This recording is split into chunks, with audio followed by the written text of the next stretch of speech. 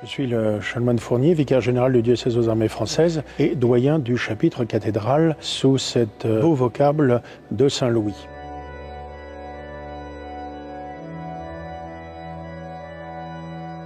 Il se trouve qu'à partir de Charlemagne, le monde des clercs a été partagé en deux, les moines et les chanoines. Les moines qui, dans les monastères, prient pour la plus grande gloire de Dieu, et les chanoines qui, tout à la fois, prient pour la grande gloire de Dieu, mais aussi portent la parole de Dieu et ont une mission pastorale auprès des populations auxquelles ils sont envoyés. Et la tradition a donc été conservée, particulièrement à partir de la règle de saint Augustin, de mettre autour de l'évêque un groupe de prêtres dont la mission plus particulière est de conseiller l'évêque, autrefois d'élire même son successeur, et surtout de veiller à ce que cette prière de l'Église qui ne s'arrête jamais, la liturgie des heures, soit priée par chacun des chanoines, des membres du chapitre qui le composent.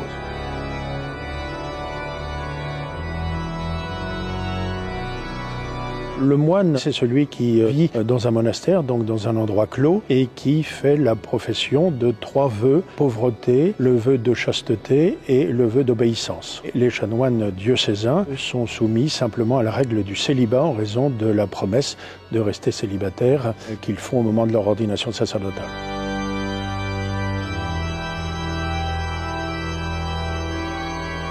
Autrefois, un chanoine, il fallait avoir la cléricature, c'est-à-dire être tonsuré, et on pouvait accéder à un bénéfice ecclésiastique et donc avoir une place dans un chapitre. On avait cette distinction entre les différentes classes de chanoines. Il y avait des chanoines qui étaient simples clercs, il y en a qui étaient sous-diacres, d'autres qui étaient diacres, d'autres qui étaient prêtres. Maintenant, tous les chanoines sont prêtres et le Code de droit canonique dit même que le titre de chanoine ne peut être accordé qu'à des prêtres anciens avec de l'expérience et qui sont là pour être la mémoire de leur diocèse.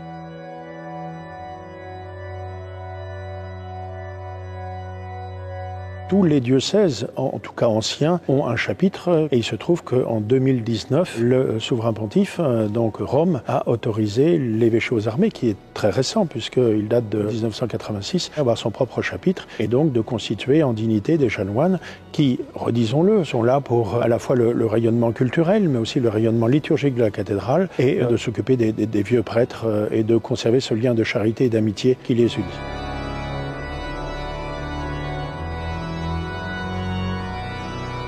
Nous essayons toutes les semaines d'avoir un temps de prière ensemble au diocèse avec un temps de prière, donc la récitation des heures, la messe. Et puis nous avons de manière très spécifique 3 fois par an à la Saint-Louis, solennité, mais aussi à Noël et à Pâques, le chant des vêpres solennelles après la messe qui a été présidée par notre évêque le matin.